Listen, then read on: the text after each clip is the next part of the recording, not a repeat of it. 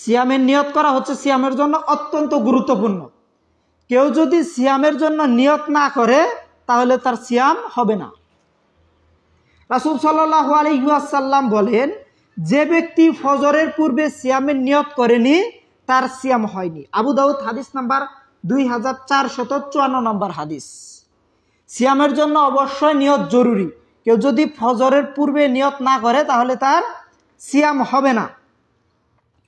তবে রমজান মাসের শুরুতে পূর্ণ মাসের জন্য কেউ যদি একবার নিয়ত করে তাহলে ওই একবার নিয়তটি তার জন্য যথেষ্ট হবে। কারণ সিয়াম পালনকারী প্রতিদিন সাহারি খায় কিসের জন্য? সিয়াম রাখার জন্যই।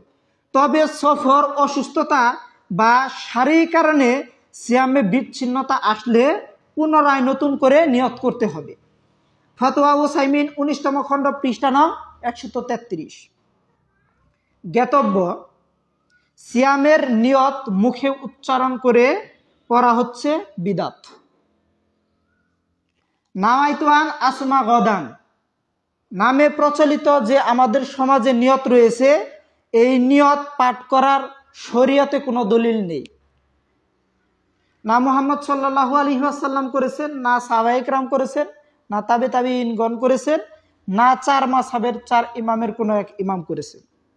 অতএব নাওয়াইতু আন আসমা গদান নামে সমাজে প্রচলিত যে মুখে উচ্চারণ করে নিয়তের প্রচলন রয়েছে, এটি হচ্ছে নিকৃষ্ট একটি বিদআত, যা অবশ্যই বর্জন করতে হবে।